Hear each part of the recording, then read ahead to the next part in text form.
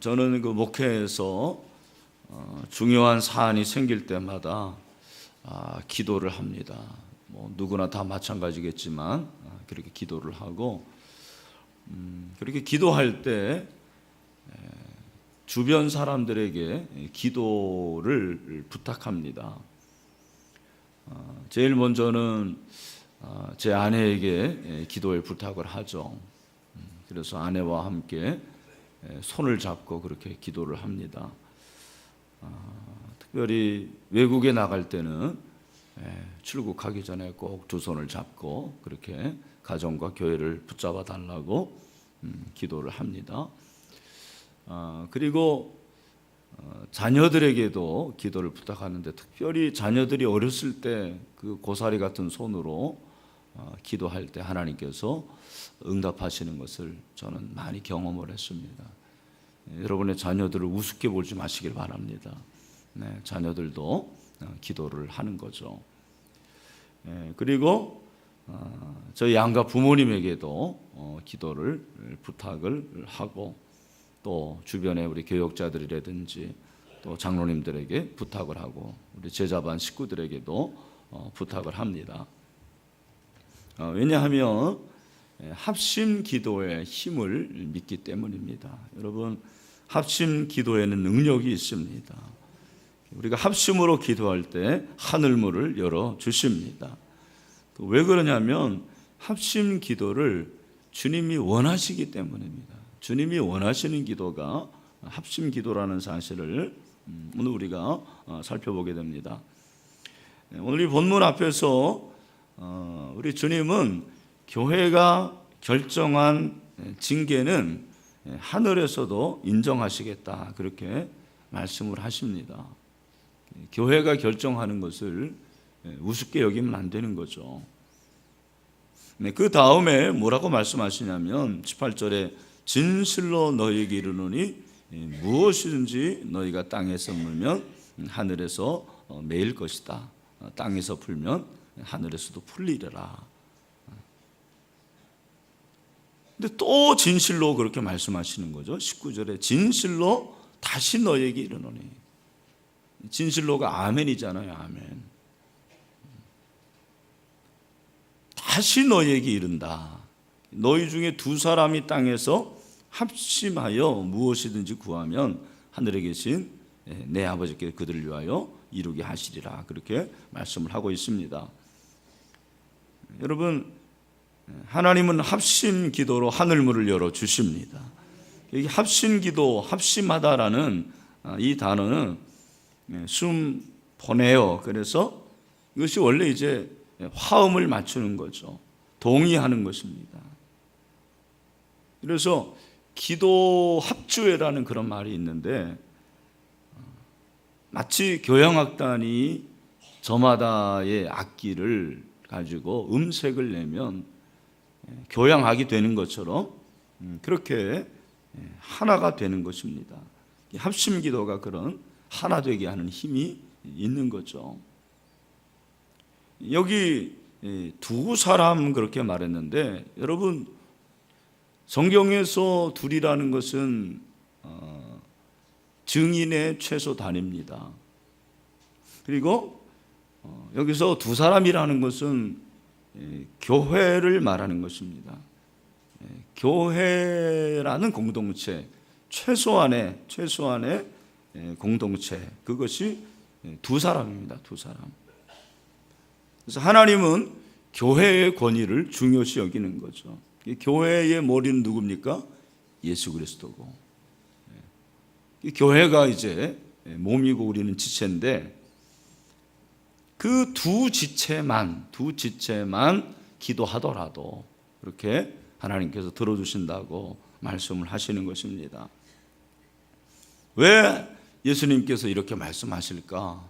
그것은 합심 기도가 그렇게 중요하기 때문이라는 것을 우리에게 가르쳐 주는 거죠. 그런데 합심 기도를 할 때 무엇이든지 구하라는 거예요. 무엇이든지 구하면 하늘에 계신 내 아버지께서 그들을 위하여 이루게 하시리라. 누가 이루게 하시는 것입니까? 내 아버지, 하늘에 계신 내 아버지, 하나님이 응답해 주신다라는 거죠. 누구를 위하여? 그들을 위하여. 두 사람, 그 두 사람을 위해서. 그 말은 곧 교회를 위해서 그렇게 하신다라는 것입니다. 우리는 여기서 첫 번째 중요한 사실을 깨닫게 됩니다. 그것은 합심 기도는 권세 있는 기도라는 거예요. 권세 있는 기도. 어떤 능력을 말하는 것도 되지만 능력보다 권세가 큽니다. 여러분, 능력이 크겠습니까? 권세가 크겠습니까? 왜 무엇이든지라고 했을까? 그것이 내 능력이라면 어떻게 그런 말을 예수님이 하셨을까요? 무엇이든지가 아니죠. 그냥 너희가 구하고 싶은 거, 그 다음에 할 수 있는 거, 그렇게 말씀하실 텐데 그게 아니고 무엇이든지. 저는 이 무엇이든지라는 단어가 참 마음에 와닿았습니다. 왜 무엇이든지 구하라고 했을까? 그것은 우리가 합심 기도할 때 그 기도의 근거가 뭐예요? 내 능력이 아니라는 거예요. 사실은 우리의 능력도 아닙니다. 우리의 열심도 아니라는 것입니다. 그것은 하나님의 권세이기 때문입니다. 예수 그리스도의 권세이기 때문입니다. 합심 기도의 근거가 뭐냐면 예수 그리스도의 권세입니다. 예수 그리스도의 권세. 권세가 큰 거예요. 능력보다 권세가 큰 거예요. 우리가 가끔 이제 교통법규를 위반해서 딱지를 떼게 됩니다. 그러면 그 경찰관들을 보면은, 요즘의 경찰관들 참 제가 볼 때는 저보다 나이도 한창 어리고 정말 나하고 싸우면 내가 이길 것 같습니다. 힘도 없을 것 같아요. 그러나 면허증 보여달라고 그러면 보여줘야 되고, 사인하라고 그러면 사인해야 되고, 그렇게 해야 됩니다. 그 경찰관의 능력이 아니잖아요. 그 경찰관의 권세, 누가 준 겁니까? 국가가 준 권세입니다. 그 권세 앞에 무릎을 꿇는 것입니다. 우리가 이제 막 귀신을 내어 쫓고 뭐 그럴 때 어떤 두려움이냐면, 야, 저 귀신이 나보다 세면 어떡한가, 그런 마음이 있습니다. 솔직히 그런 마음이 있어요. 그러나 여러분, 귀신을 내어 쫓는 것은 내 능력이 아니고 예수 그리스도의 능력입니다. 그래서 예수 그리스도의 권세입니다. 예수 이름으로 쫓아내는 것입니다. 그러니까 두려울 필요가 없겠더라고요. 저도 두려워하는 마음이 있었는데, 그렇지, 내 능력이 아니지, 예수 그리스도의 능력이지, 예수 그리스도의 권세지. 여러분, 예수 이름으로 되는 줄로 믿습니다. 합심 기도는 우리의 능력이 아니에요. 하나님 우리에게 주신 권세라는 거예요. 권세. 그리고 합심 기도는 영적 시너지를 모으게 합니다. 여러분, 두 사람, 왜 두 사람일까? 작다라는 말도 되지만 그것은 함께라는 거 아닐까요? 동역이라는 거죠. 영적인 시너지를 모으는 것입니다. 합심 기도는 주 안에서 하나가 되게 하는 거예요. 동역을 만드는 것입니다. 여러분, 우리는 기도의 동역자입니다. 다니엘서를 읽어보면 느부갓네살 왕이 참 고약한 왕입니다. 왜냐하면 이 사람이 자기가 꿈을 꾸고서는 꿈을 잊어버립니다. 그러면은 내가 꾼 꿈이 뭐냐 그렇게 물어보면 모르겠는데 그걸 또 해석까지 해내라는 거예요. 대책이 않습니다. 다니엘이 그 궁중에 있었기 때문에 만약에 꿈을 해석을 못하면 죽게 됩니다. 그랬을 때 다니엘이 어떻게 합니까? 다니엘서 2장 17절부터 18절 우리 다 같이 한번 읽어보겠습니다. 시작. 이에 다니엘이 자기 집으로 돌아가서 그 친구 하나냐 미사엘과 아사랴에게 그 일을 어떻게 해요?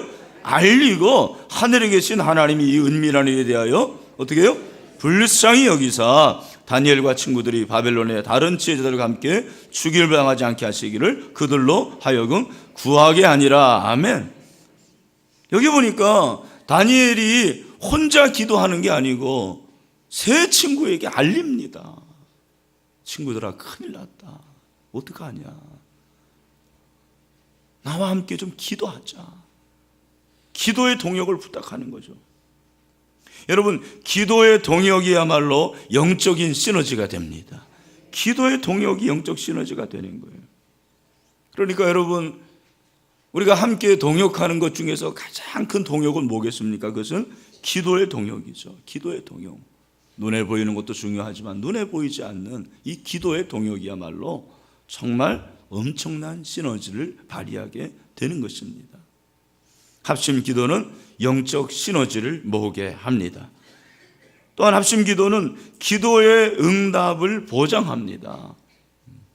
여러분, 오늘 19절에 보니까 구하면, 무엇인지 구하면 이루게 하시리라 그렇게 말씀하세요.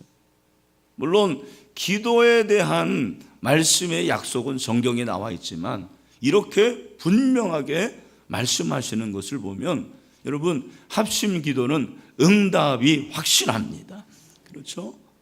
내 아버지께서 그들을 위하여 이루게 하시리라. 하나님이 그렇게 하신다라는 거죠. 여러분, 특별히 합심 기도는 하나님으로 쉬지 않고 일하게 하십니다. 하나님이 쉬지 않고 일하게 하시는 것이 합심 기도예요. 이사야서 62장 6절 7절 우리 다 같이 읽겠습니다. 시작. 예루살렘이여, 내가 너의 성벽 위에 파수꾼을 세우고 그들로 하여금 죄하로 계속 잠잠하지 않게 하였느니라. 너희 여호와로 기억하게 하신 자 너희는 쉬지 말며 또 여호와께서 예루살렘을 세워 세상에서 찬송을 받게 하시기까지 그로 쉬지 못하게 하시리라. 아멘. 여러분, 우리 하나님은 쉬지 않으시죠. 물론 창조할 때 6일은 쉬셨지만 7일째 되는 날에 여러분, 하나님이 쉬지 않고 일하게 하시는 방법이 뭐겠습니까? 기도죠. 그 기도 중에서도 합심 기도할 때 하나님께서 쉬지 않고 일하시는 줄로 믿습니다. 합심 기도는 응답의 역사를 일으키는 것입니다. 야고보서 5장 14절부터 16절 다 같이 읽읍시다. 시작. 너희 중에 병든 자가 있느냐? 그는 교회의 장로들을 청할 것이요 그들은 주의 이름으로 기름을 바르며 그를 위하여 기도할지니라. 믿음의 기도는 병든 자를 구원하리니 주께서 그를 일으키시리라. 혹시 죄를 범하였을지라도 사하심 받으리라. 그러므로 너희 죄를 서로 고백하며 병이 낫기 위하여 서로 기도하라. 아멘. 의인의 간구는 역사하는 힘이 큼이니라. 아멘. 여기도 보니까 병이 낫기를 위해서 어떻게 기도하라고 그랬습니까? 서로 기도하라. 여러분, 서로 기도해야 될 줄로 믿습니다. 이번 세일의 기간 동안에 병든 자가 치유될 줄로 믿습니다. 왜냐하면 서로 기도하기 때문입니다. 태의 문이 열릴 줄로 믿습니다. 결혼의 문이 열리고요, 직장의 문이 열리고 학업의 문이 열릴 줄로 믿습니다. 왜냐하면 서로 기도하라고 그랬습니다. 합심 기도의 힘입니다. 여러분, 그 웨슬리 듀엘의 그 기도로 세계를 움직이라는 책을 보면 그 아프리카 케냐 선교사님 얘기가 나옵니다. 매튜 하긴스 선교사님인데 이분이 미국에 있는 텍사스 그 있는 교회에서 파송을 받았습니다. 한 번은 이제 선교지에서 그 자동차가 고장 나는 일이 생겼습니다. 그래서 나이로비로 가는 길에 마우마우라는 지역을 통과하는데 차가 고장이 난 거예요. 차를 수리할 수가 없어가지고 기도하고 성경을 읽으면서 하룻밤을 보내고 이튿날 나이로비에 무사히 도착했습니다. 그런데 나이로비에 있는 동안에 그 교회 사람들이 선교사님에게 물어보는 거예요. 혹시 선교사님 그 마우마우 지역을 통과했는데 그때 주변에 16명이 함께 있었나요? 그렇게 물어보는 것입니다. 그래서 아니, 우리 가족만 있었는데요. 그 이상하다라고 이제 미국에 돌아와서 순회를 하면서 선교복을 하는데 그 텍사스 그 교회에 들렸을 때 선교복어가 끝난 후에 어떤 분이 선교사님에게 와서 물어보는 거예요. 선교사님, 혹시 몇 달 전 그 몇 월 며칠에 선교지에서 무슨 일이 있지 않았습니까? 생각해 보니까 그때 마우마우 지역에서 차가 고장이 난 거예요. 그때 그 밤에 차가 고장이 나서 우리가 고생을 했습니다. 그리고 그때 기도를 했습니다. 그렇군요. 선교사님, 우리가 그날 예배가 끝난 후에 마음의 부담이 돼가지고 선교사를 위해서 기도하고 싶은 생각이 들었습니다. 그래서 예배가 끝난 후에 매튜 하긴스 선교사를 위해서 기도할 분은 남아주시길 바랍니다. 그런데 그때 16명이 남았다는 거예요. 그 16명이 매튜 하긴스 선교사를 위해서 기도를 했다는 거죠. 그 얘기를 들으면서 선교사님이 그렇구나. 그들이 물어본 16명이 바로 나를 보낸 교회에서 기도한, 합심 기도한 16명이구나. 나는 그 사실을 깨달은 것입니다. 여러분, 합심 기도하면 하나님이 이루어 주십니다. 놀라운 능력이라는 것이죠. 저는 마지막으로 전도서 4장 9절부터 12절 말씀을 같이 한번 읽겠습니다. 같이 한번 기도, 이 시간 함께 읽겠습니다. 시작. 두 사람이 한 사람보다 나으면 그들이 수고함으로 좋은 상을 얻을 것입니다. 혹시 그들이 넘어지면 하나가 그 동물을 붙들어 일으키려니와 홀로 있어 넘어지고 붙들어 이길 자가 없는 자에게는 화가 있으리라. 또 두 사람이 함께 누우면 따뜻하거니와 한 사람이 어찌 따뜻하랴. 한 사람은 피하겠거니와 두 사람을 맞설 수 있나니 세 겹줄은 쉽게 끊어지지 아니하느니라. 아멘. 여러분, 문제가 있으면 혼자 기도하지 마시고 함께 기도하시길 바랍니다. 함께 기도할 때 하나님이 일하여 주십니다. 역사해 주십니다. 부부가 손을 잡으세요. 자녀의 손을 잡으세요. 목장에서 알려주세요. 제자반에서 알려주세요. 그렇게 함께 기도할 때, 합심 기도할 때 하나님이 일하실 줄로 믿습니다. 우리 찬송합시다. 우리 함께 기도해 주 앞에